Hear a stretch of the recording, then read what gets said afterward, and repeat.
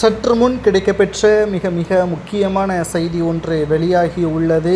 திருச்சியில் Batur EVR சாலையில் 65.58 சதுர அடி பரப்பளவில் அரசு வழிகாட்டுதல் மற்றும் விதிகளுக்கு உட்பட்டு மறைந்த நடிகர் சிவாஜி கணேசன் உருவ சிலை நிறுவப்பட்டது. அந்த இடத்தை அதன் உரிமையாளர்கள் மரகதம், பூரணி, தரணி ஆகியோர் தானமாக மாநகராட்சி மேயர் பெயருக்கு பத்திரப்பதிவு செய்தனர்.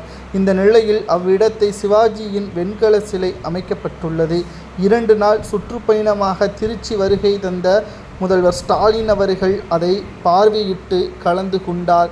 அதில் பார்வையிட்டு கலந்து கொள்ளும் பொழுது அங்கிருந்த திமுகவின் தீவிர ரசிகை ஒரு பெண் ஸ்டாலின் அவர்களது கையை பிடித்துள்ளார். பிடித்த உடனே கையை தட்டிவிட்டு அந்த பெண்ணை கடும் சினத்தோடு முறைத்து பார்த்துள்ளார். இதனால் திமுகவின் தொண்டர்கள் அப்பெண்ணை அங்கிருந்து அழைத்து சென்று விட்டார்கள். 2 நிமிடங்கள் கையவே பார்த்து ஓரமாக சென்று கைகளை முழுமையாக கழுவி அந்த நிகழ்ச்சியில் பாதியிலிருந்து சென்று விட்டார்.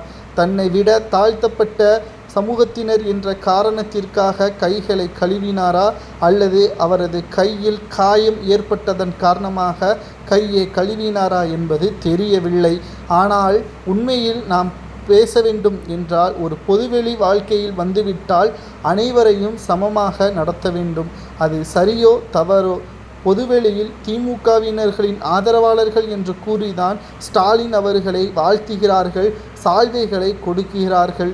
ஆனால் திமுகவின் தலைவரும் தமிழக முதல்வருமான ஸ்டாலின் அவர்கள் இவ்வாறு செய்வது சரியா? 2 நாட்களாக அந்த பெண் எங்கு இருக்கிறார் என்ற தகவலும் தெரியவில்லை.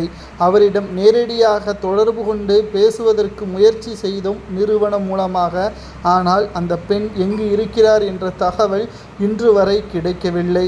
இதனால் தற்பொழுது அவரது உறவினர்களிடம் கேட்டறிந்த பொழுது 2 நாட்களாக வீடு பூட்டிதான் கிடக்குகிறது, எங்கு இருக்கிறார்கள் என்று தெரியவில்லை.